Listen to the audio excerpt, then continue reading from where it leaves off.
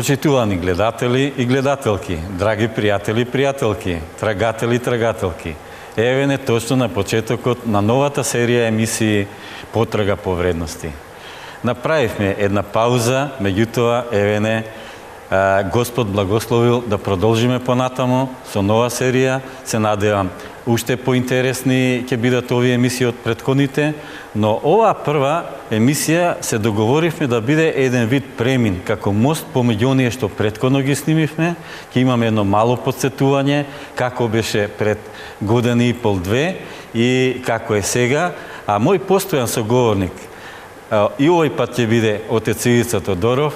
Тој е мој колега и соводител на емисијата. Здраво, Ивица. Здраво, брат Дучко. Поздрав до гледачите на Потрага по вредности. Еве повторно екипата започнува нова сезона. Убаво спомна дека ние на првата сезона така отворивме многу интересни теми околу тоа што е вредност, зашто вредностите се битни во животот на човекот во контекст на целото негово осмислување на тоа сакав да кажам дека и по 2 години актуелноста на емисиите не застарила. Се надам и овие емисии сега што ги правиме нема да изгубат актуелност, затоа што вредностите остануваат. Јас понекогаш на сите од 3 гледам дека одат репризите, така да мислам дека некои кои не ги гледале првите емисии, а гледале некои од репризите, ќе мислат дека го имаме континуитетот. Така. Па добро, ако успееме, нели, и сега со овие емисии да го фатиме тој континуитет и можеби актуелноста да ја фаќаме во оној момент кога определена вредност недостасува во определен миг, да ги потсетиме луѓето, нашите гледатели, па и пошироката општествена заедница, на која вредност да се стави акцент. Значи, овие емисии имат таква актуелност, затоа што вредноста е разрешувач на многу често некаков проблем, искушение, со кое се соочува и личноста, со кое се соочува и семејството, општеството, црковното живење. Мислам, многу сегменти од нашиот живот запнуваат некогаш, затоа што се практикуваат невредности, односно лажни вредности, и таквите нешта ја рушат таа хармонија на односи. Еве, на пример, да не бидам многу абстрактен, едно обично пријателство, од обични пријатели, од Мирко и Богдан. Мирко и Богдан. Мирко и Богдан. Значи, пријатели кои со години се заедно, имаат доверба еден кон друг, убаво им еден со друг, затоа се и пријатели, нели? Но можеби нивното пријателство во еден момент да запне, затоа што еден од нив не покажал искреност или разбирање кон другиот во некаков негов проблем, искушение и така натаму и така натаму.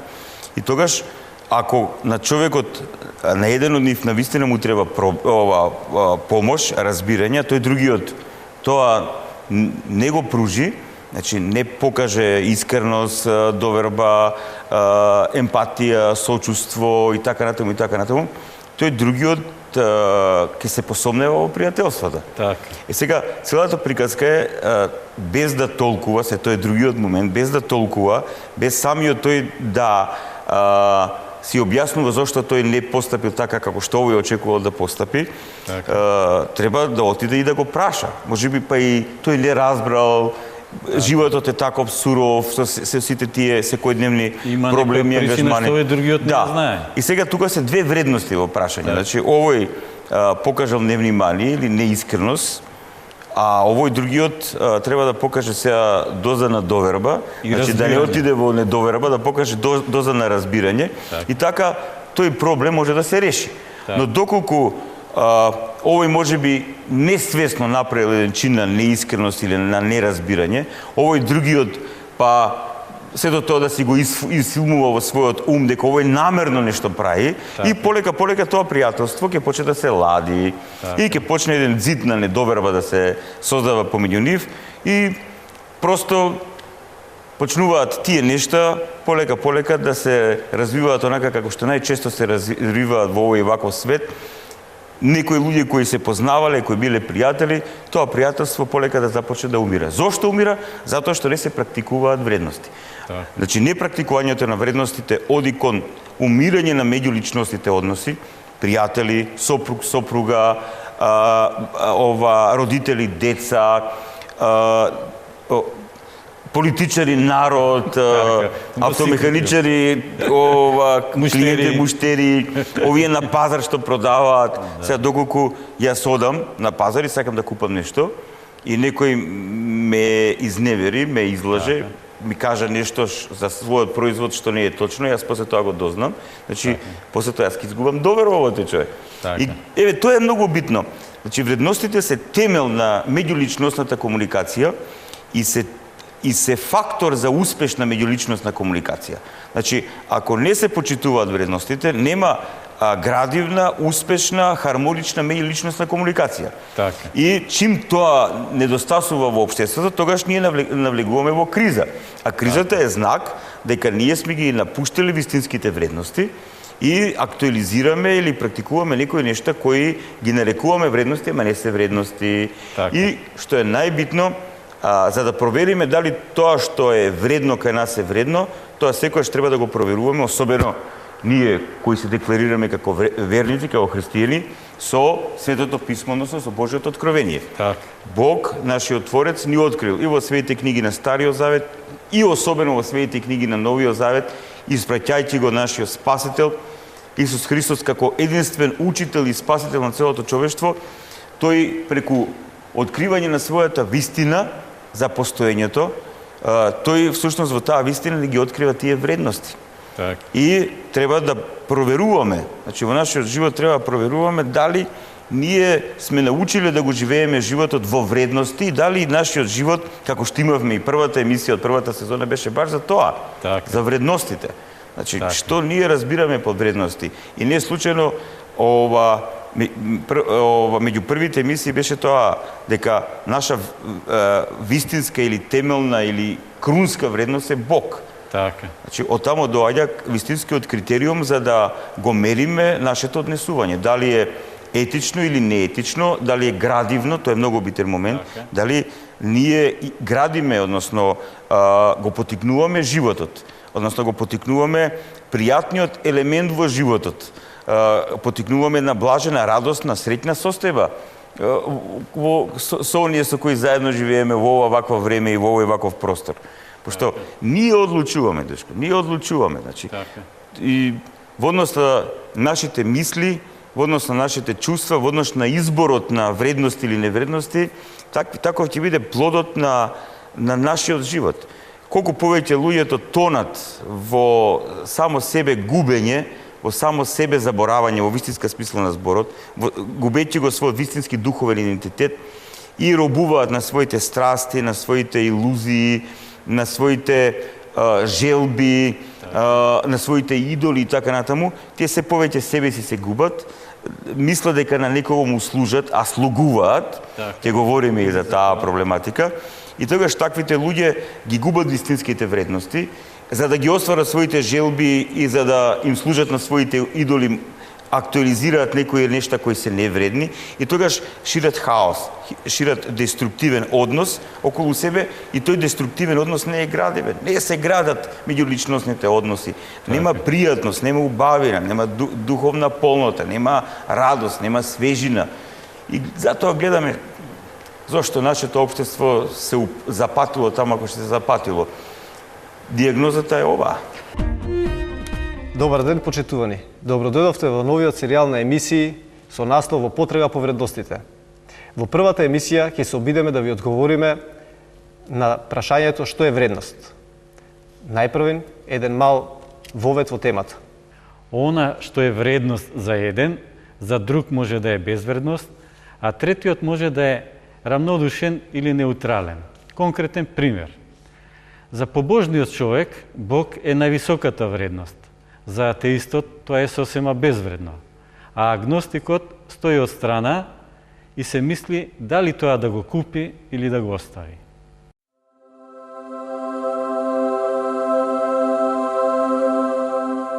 Сепак, има вредности кои, барем декларативно, сите ние луѓето ги цениме и ги споделуваме. Такви се љубовта, пријателството, добрината, убавината. Во зависност од својата зрелост или насоченост, Секоја личност има свој систем на вредности кој ги прифатила и кон кои се стреми.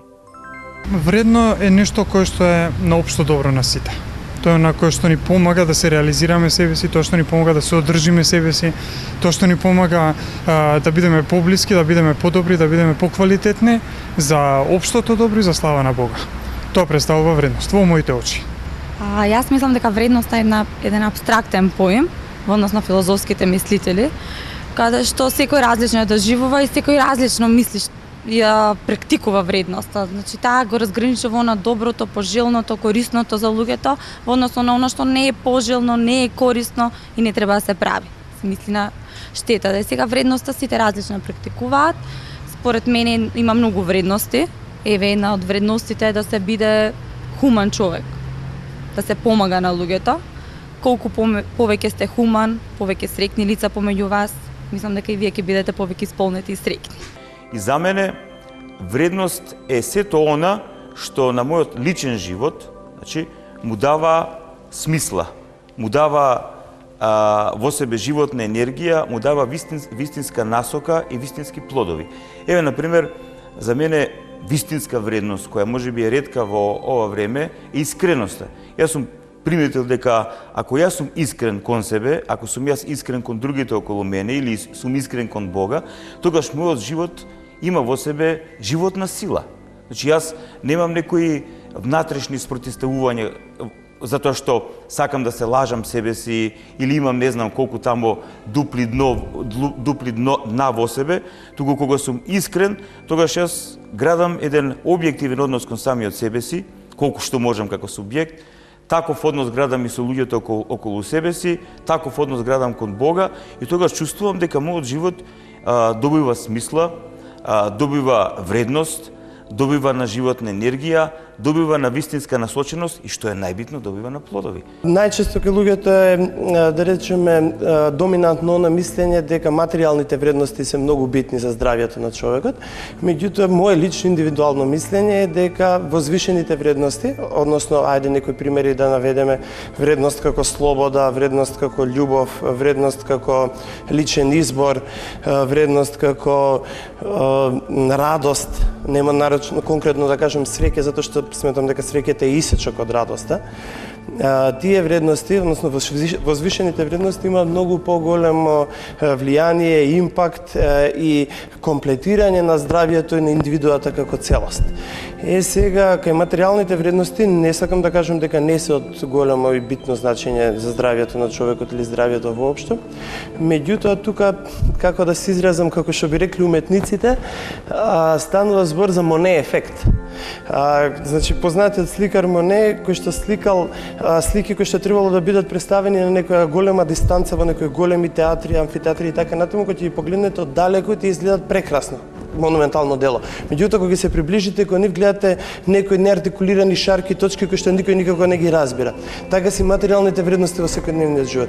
Кога ќе ги погледнете од далеку, додека ги немате, додека немате многу пари, додека немате добра куќа, добар финансиски бекап, тоа ви изгледа дека е нешто прекрасно. Но кога ќе се доближите, кога ќе достигнете, гледате дека тоа е некоја неартикулирана безличност која што нема многу јако влијание на вашето здравје и на целата психофизичка целост. Во денешната емисија ќе имаме тема како наслов Животот како вредност. Воведот ќе го даде нашиот колега Душко Кралевски. Многумина ќе се согласат дека животот е најголемиот дар што ни е даден од Создателот. Но, како ние луѓето се однесуваме кон таа скъпоценност? Ако е дар, зошто не му се радуваме? А ако е предизвик, зошто не го прифаќаме? Ако е игра, зошто не ја играме?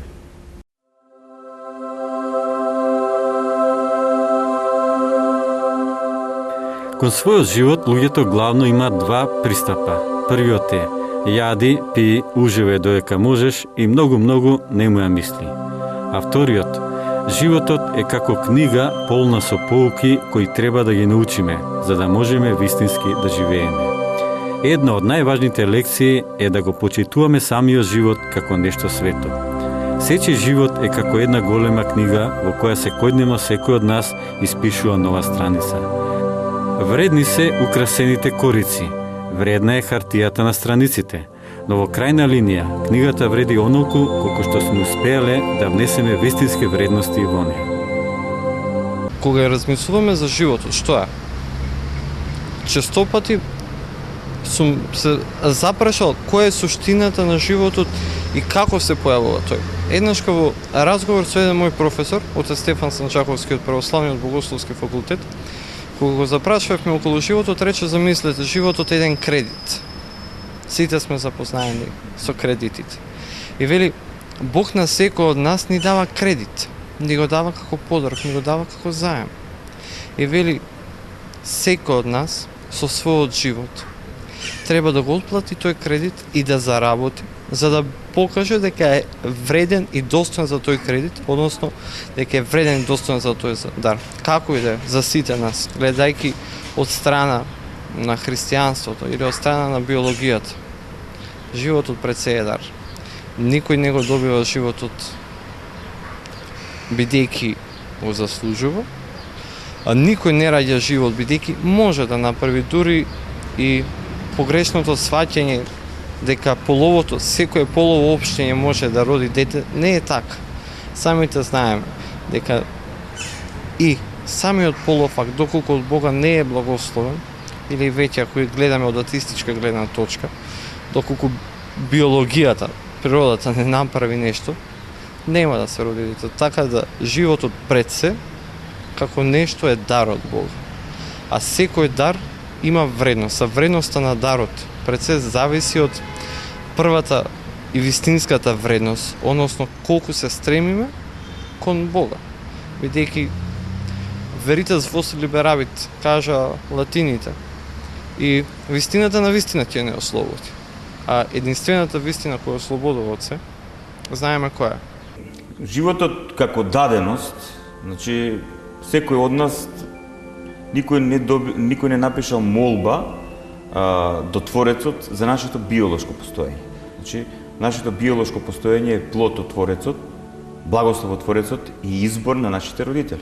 Значи, ние биолошкото постоење, кога зборуваме за нас, луѓето, за човештвото, значи, ние своето биолошко постоење го добиваме како дар. Просто ние не учествуваме во формирањето на нашето биолошко постоење. Сега многумина го прифаќаат своето биолошко постоење, значи го прифаќаат како даденост и ништо повеќе не прават.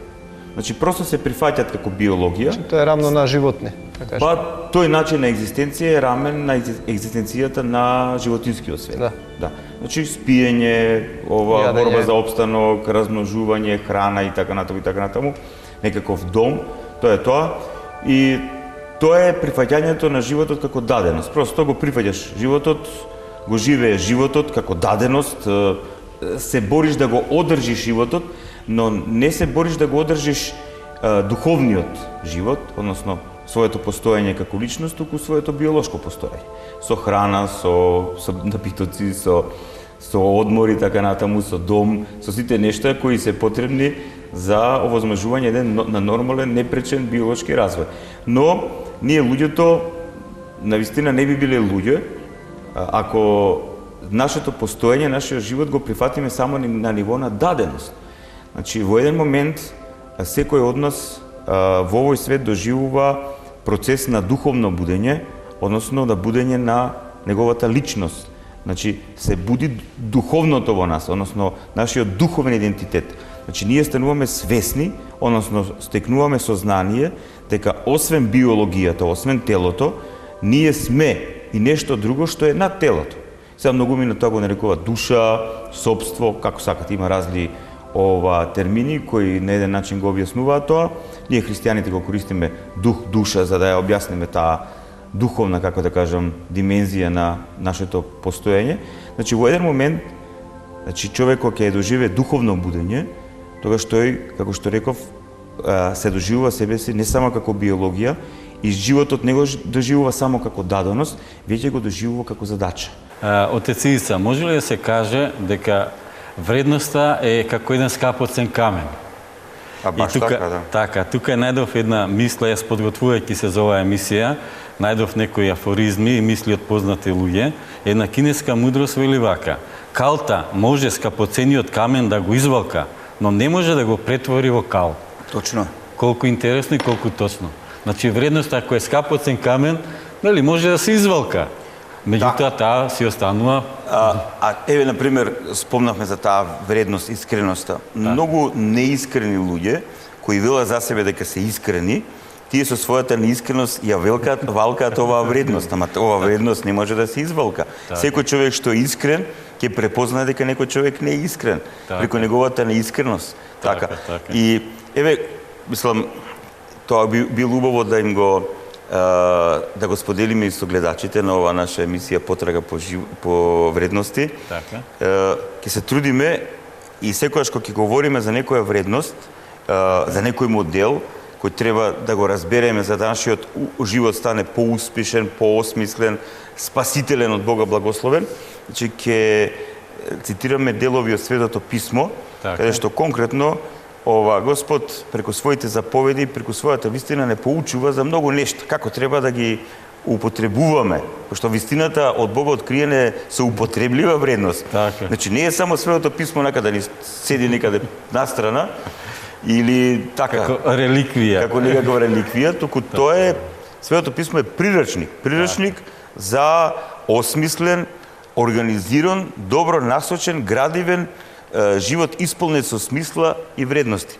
И јас, еве, ова прва емисија ја користам да си спомнеме за онаа парабола на Христос со сејачот и семето. Така. Да, таа парабола ја имаме во Светото Евангелие според Матеј во 13-та глава. И таа парабола Христос ја започнува со овие зборови. И како излезе Исус тој ден од куќата, седна покрај морето и се собра околу него многу народ. Така што тој влезе во кораб и седна, а целиот народ стоеше на брегот. И им говореше многу во параболи, велејќи: ете излезе сејач да сее семе. Сега, да не ја читам целата парабола. Да, интересно, јас сакам да се надоврзам тука, како Исус раскажува многу едноставни приказни од животот и секој може да разбере. Ако е во Духот Божи, ако навлезе во нејзината суштина, меѓутоа најчесто луѓето не до крај ги разбират, па после мора тој идем ги толкува. Сега ќе чуеме и толкувањето. Да. Значи Христос вели излезе сејач да сее семе. И сега тој вели дека како што сејачот сеел семе, дел од тоа семе паднало крај патот. Дел од тоа семе паднало на каменито место. Значи плитко било со земја, доле имало камења. Потоа паднало во трње. И на крај паднало во плодна земја. Сега, кога го слушале тоа, луѓето кои биле тогаш околу Христа и неговите апостоли, многумина можеби не го разбрале, но многумина сигурно го разбрале, затоа што Христос секојаш за своите параболи користел нешта кои биле својствени за секојдневниот живот на луѓето од тоа време. Може да се нарече аналогија. Да, аналогно, да, нешто како што и во животот. Така, да им припомни. Кој го објаснува Царството Божие, секојаш го објаснува со аналогија од овој живот. Така. И сега секој човек кој колку толку има некакво искуство од орање, сеење, односно земјоделие, знае дека за да кога ќе се фрли семето, за да тоа семе пушти корен, што е првобитно да пушти корен, а после дава плод, многу е битно плото. И за тоа Христос вели вака: првото семе тамо, дел од семето паднало крај патот. Значи сеел крај патот, знаеме какво е местото, тврдо и така натаму. И тука има и друг момент. Крај патот, значи Христос вели вака: вистинските вредности, вистинските од Бога благословени модели, вистини за вистинското и здраво и градивно осмислување на нашиот живот и во овој свет и во вечноста, се врзани со нашата ориентација во однос на Бога, со тој наш духовен процес кој е насочен кон Бог, кон нашиот Творец.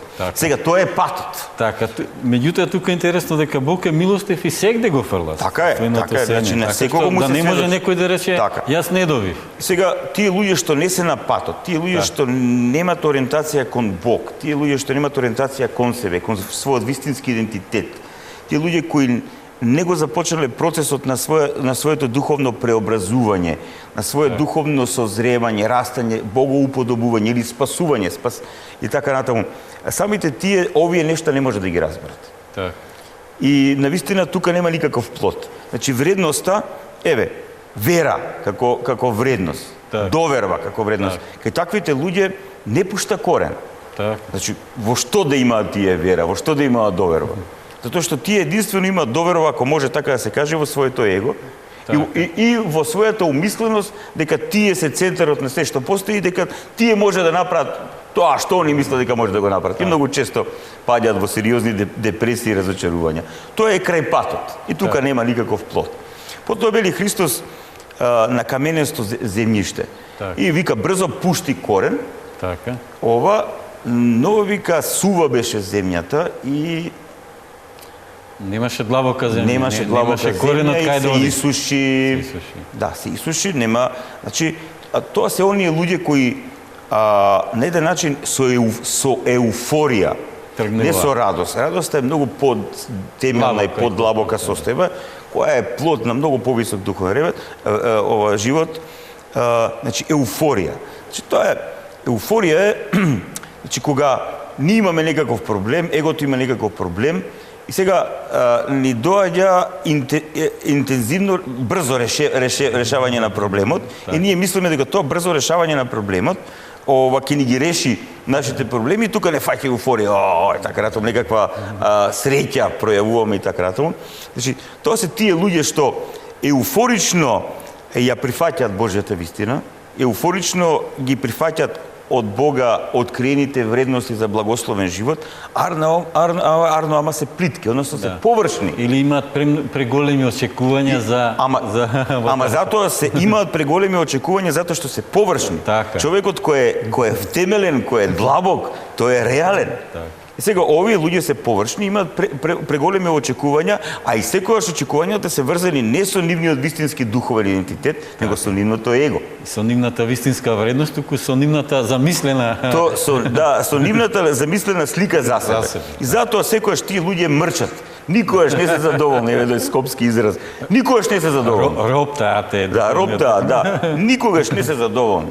И не може овие вредности да пуштат длабок корен кај нив и за брзо време се осушува нивниот духовен живот. Да тргнува еуфорично, тоа исто кога ќе запалиш слама или хартија. Одеднаш тоа распалува душко, ама ништо, кратко трае. Потоа плодно земјиште, ама трње.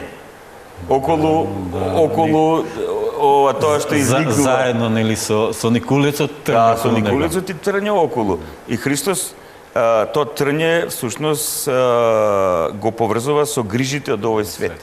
Че има луѓе кои се навистина длабоки, кои се духовни, кои се сериозни, кои се реални, кои се на пат да дадат плод. Кои се на патот, они не го негираат постоењето Божјо, длабоко го доживуваат тоа, значи за Бог за нив не е абстрактна именка, не знам тамо што. Реално тоа го доживуваат, братушко, ама грижите на овој свет, преголемата ангажираност за интересите на овој свет или за нивните некои замислени интереси и така натаму. И сега тие нешта не им даваат време. Значи им го одземаат времето. А времето е многу битен фактор за остварување на нашите внатрешни простори. Значи, како за се што треба време, значи, така треба време да си посветиме и за нашиот духовен живот. Така. Значи, на крај на крајовите, ако одиме ние суштински, времето во овој свет, што Бог, Творецот, ни го дал, е за тоа.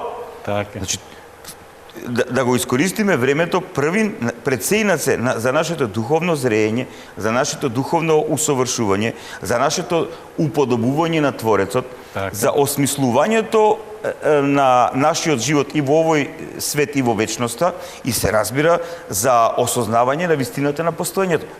Затоа ни е дадено и тоа време. Всушност овој живот е еден вид училиште.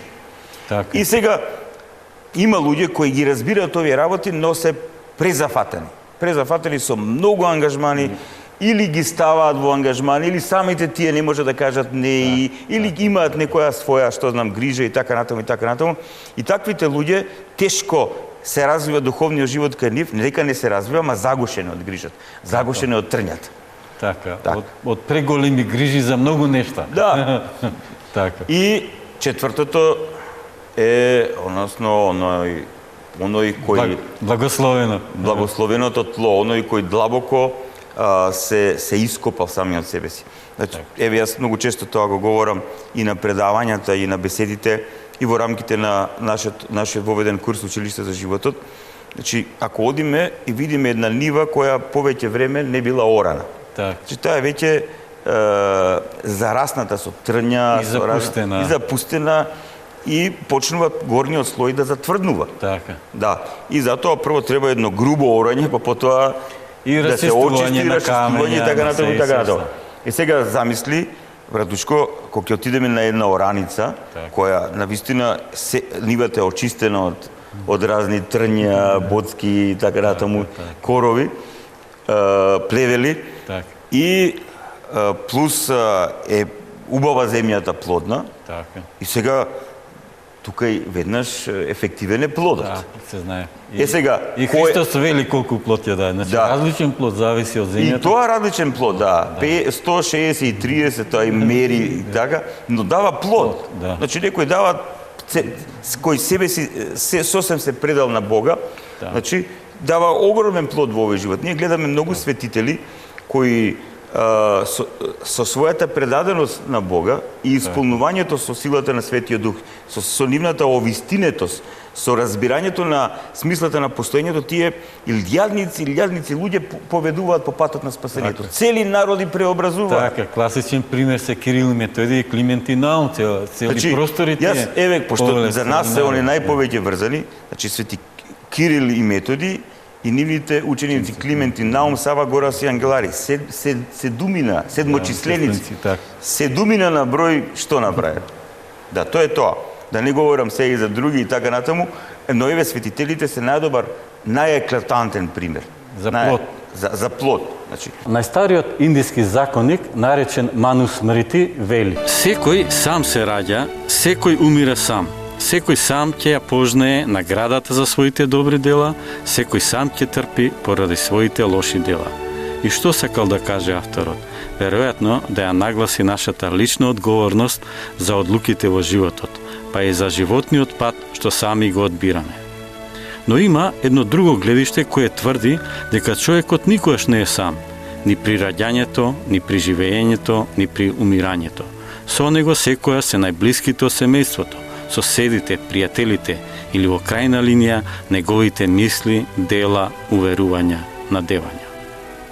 Интересно е дека ниту Исус Христос, Синот Божи, иако можел, на овој свет не дошол сам, туку се родил во определено семејство што требало да го одгледа како син човечки. Во сите представи за Исусовото раѓање гледаме топла семејна атмосфера. Секому, за да може да расне и да се развива, му се неопходни семејство, грижа, заштита. Како ќе пораснеме не само биолошки, туку и како комплетни личности, без сите тие човечки емоции и меѓучовечки релации.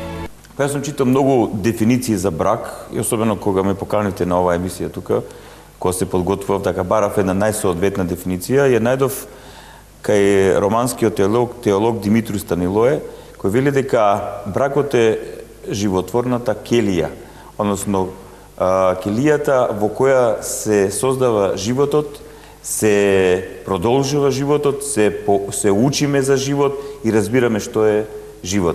Всушност, тој тргнува од таа предпоставка дека нашето тело, за да може да функционира и за да биде вакво какво што е, основната точка животворна на нашиот организм е клетката, таа келија, животворна келија.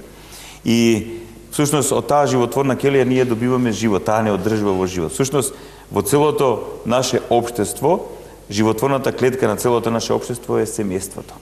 Тоа е таа животворна келија во која Бог го вдахнал животот, во која се пренесува животот, во која се негува животот, во која се учиме што е живот и во која разбираме што е смислата на животот.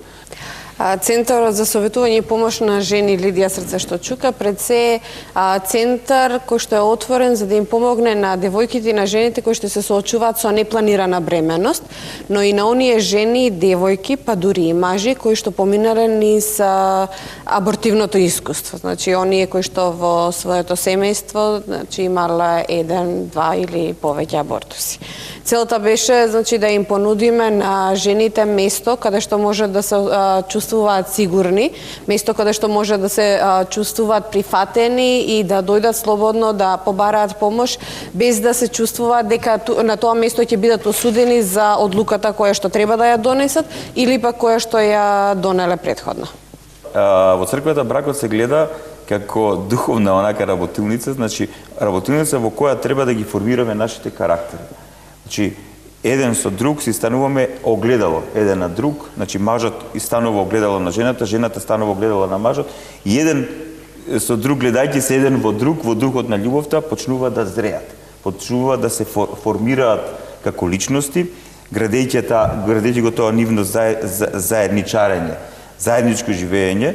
И сега, колку поуспешно тоа го прават, колку таа работилница им е, како да кажам, поблагословена и поисполнета со љубов, толку повеќе тие како личности се формираат, и како здрави личности и на духовен, и на душевен, и на телесен план, и сега на такви личности, кои навистина добро се исклесале еден со друг во духот на љубовта и смирението, може да бидат и вистински родители, односно да го прифатат дарот Божи, да бидат оние кои ќе зачнат нов живот на биолошки план и ќе го примат тој живот што Бог им го дарува и на духовен план, затоа што човекот, мажот и жената, како плод на својата љубов и слободна волја, ја создаваат биолошката основа на новото битие, но Бог е тој што го вдахнува духовниот елемент или личноста, и кога се роди бебето, тие гледате на прекрасна, оригинална и неповторлива личност пред себе. Добро вечер, почитувани гледачи. Добродојавте во уште едно издание на емисијата Во потрага по вредностите.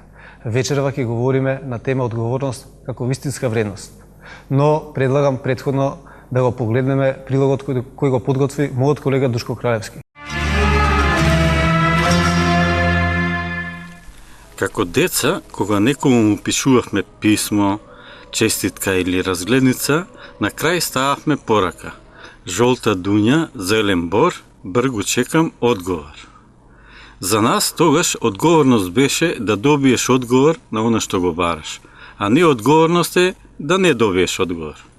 По истиот терк разбиравме дека морално е она што се мора, а неморално она што не се мора.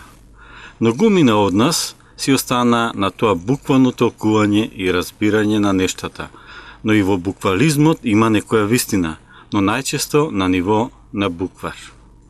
Така, одговорност може да значи тоа, да дадеш одговор, а не одговорност да не дадеш одговор. Но каков одговор и на кое и какво прашање или предизвик во животот? Би сакал како прво да ве прашам, која е вашата одговорност во вашата работа, во вашата професија?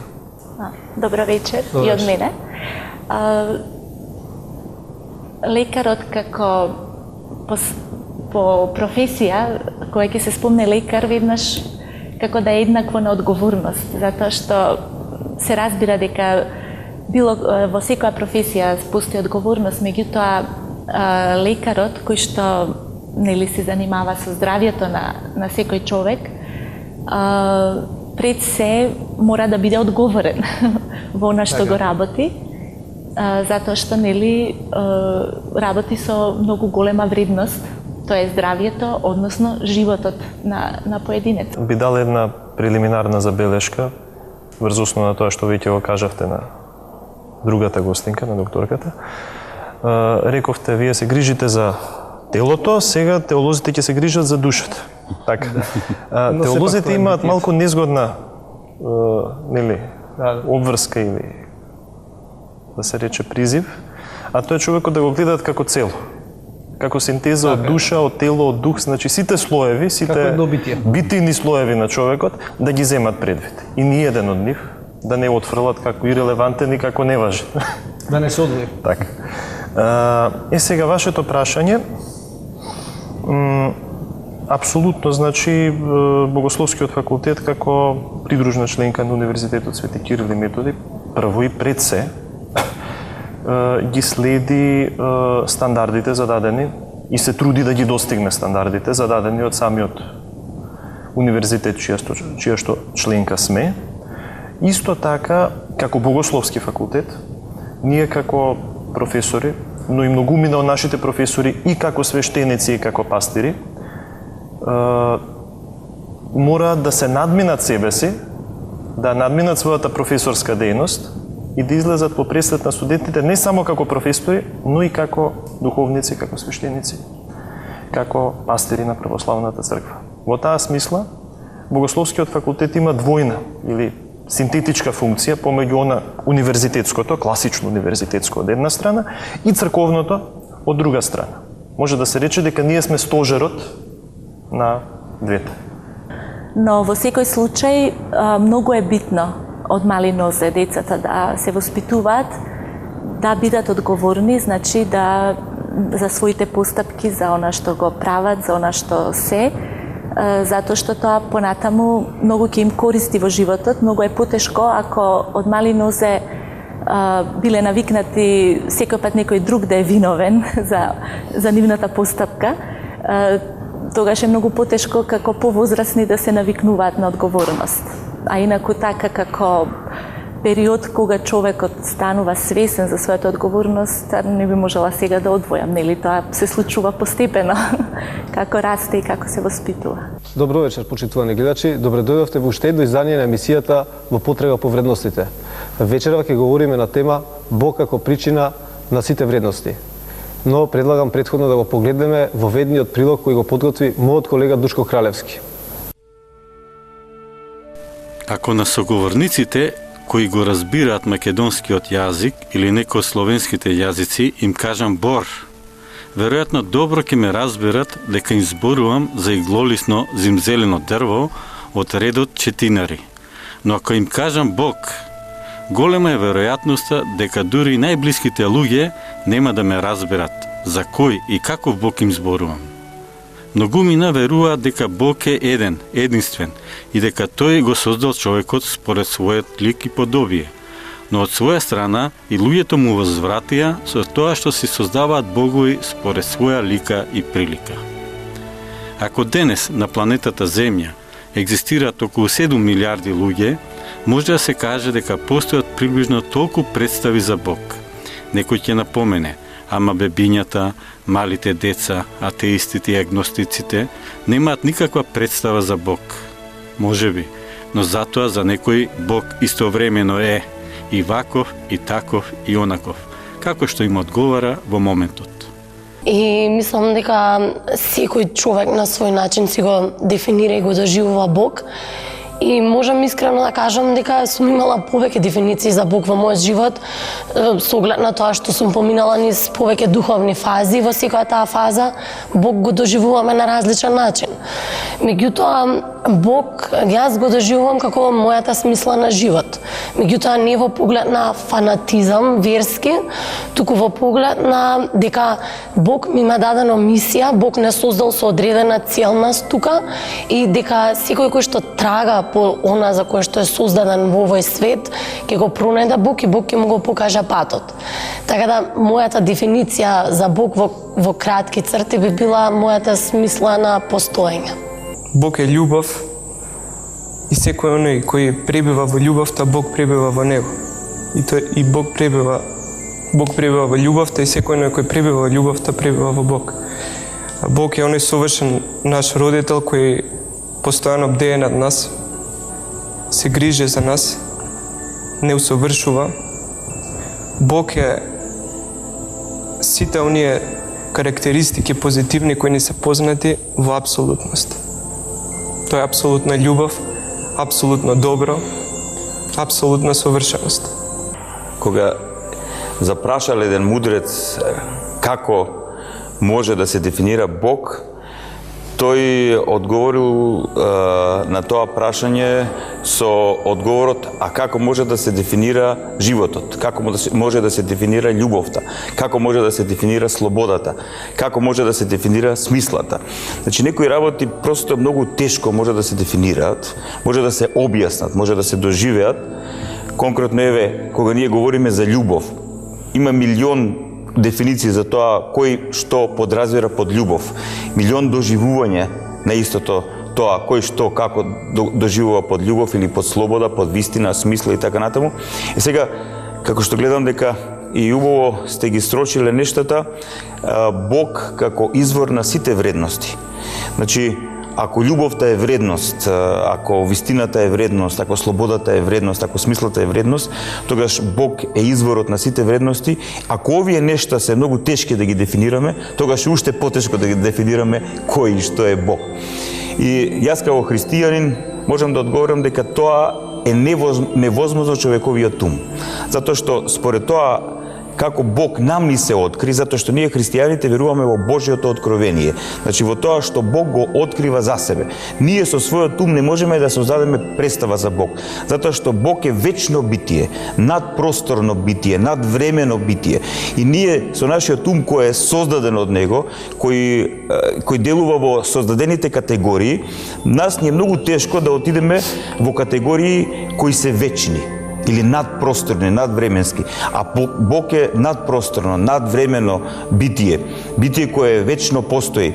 И затоа ние христијаните основната информација, кога се обидуваме да дадеме некаква дефиниција за Бог, ја извлекуваме од неговото откровение, односно тоа што тој ни го открил, а во Светото писмо е запишано. Е сега, што е она што треба да ја очистиме нашата душа, односно нашата личност, за да даде повеќе плод во однос на вредностите. Так. Првото нешто е завидливост. Завидлив човек многу тешко може во себе да ги восприеми Божите вредности, да тие да пуштат корен и да дадат плод. Так. Човек кој е завидлив, кој е несреќен со себе и цело време сака да биде некој друг, тој човек живее на еден начин промашен идентитет. Значи, човек кој завидува, завидливиот човек, живее во состојба на промашен идентитет. Така, тој не се прифаќа самиот може себе. да ја кажеме дефиницијата за завидливост, тоа е нељубовно споредување со друг. Споредување, да. Кога ние љубовно се споредуваме со другите луѓе, а ние сите сме различни. Но кога љубовно се споредуваме, ние се радуваме за различноста на тој другиот. И се надополнуваме. И се надополнуваме. Но кога не љубовно се споредуваме, тука излегува зависта како страшна една болна состојба, патолошка состојба. Тоа и зависта е причината за сите овие несреќи со кои ние се соочуваме.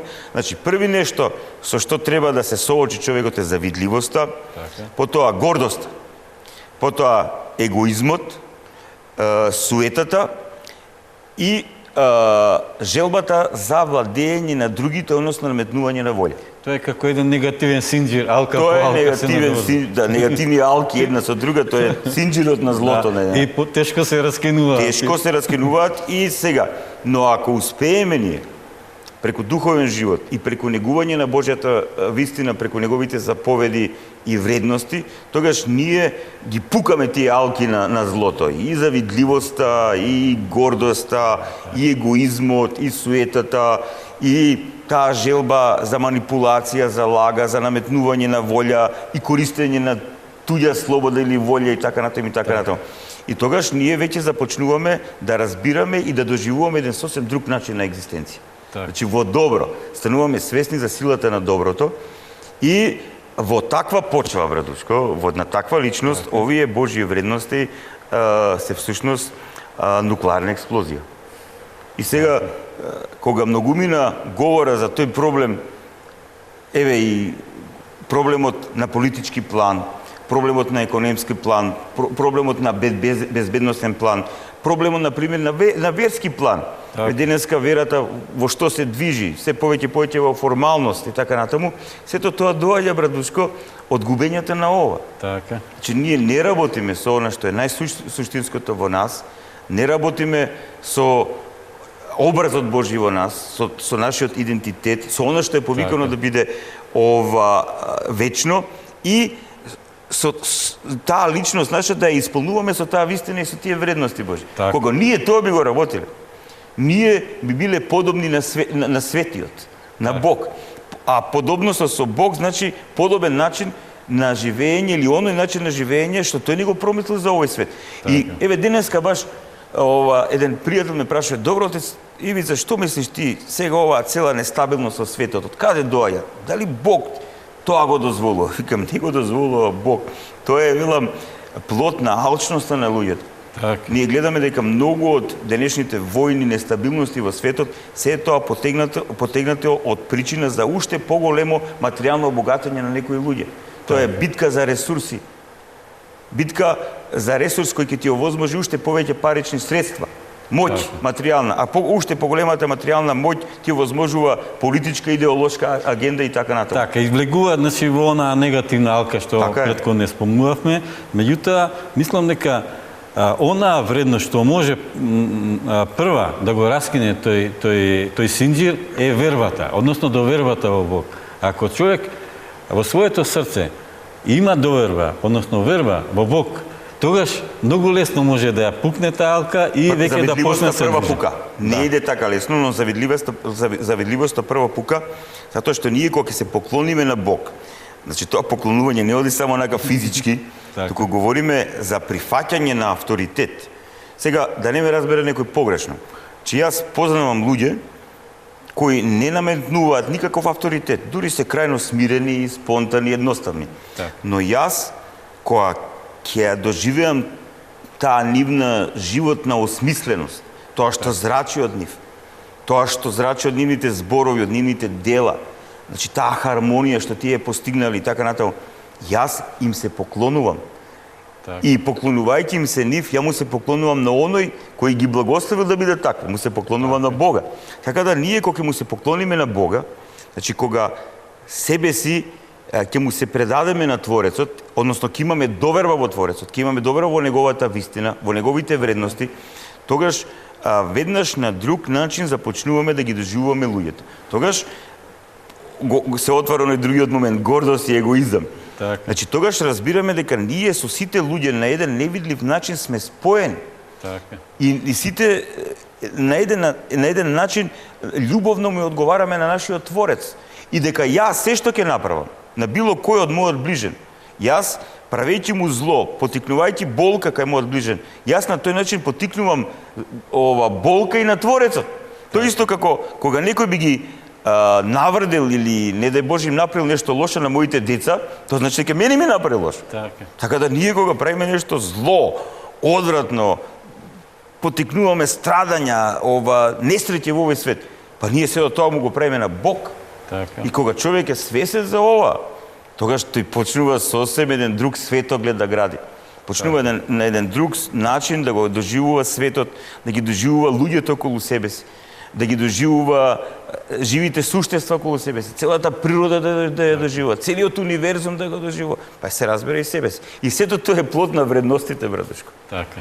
Ти благодарам, отец Ивица, ова добро го објасни со раскинувањето на тој негативниот синџир и како со помош на вредностите, една по една, градејќи нели од друга страна една вредност, секогаш до една вредност оди друга вредност. И така постепено, меѓутоа сепак треба се тргне од вербата, односно од довербата кон изворот на животот, кон Создателот, кон Творецот, и тој после ќе ни даде и сила, ќе ни даде и можности прво себе си да се ослободиме, па ако можеме нели да ослободиме и некоја друга душа околу нас. Сите несреќи во овој свет започнуваат во моментот кога ние Бог ќе го трнеме како темел и цел и како критериум и своето его или своите желби или злото или демонот ќе го ставиме на негово место и тогаш се оди таму кај што трнува.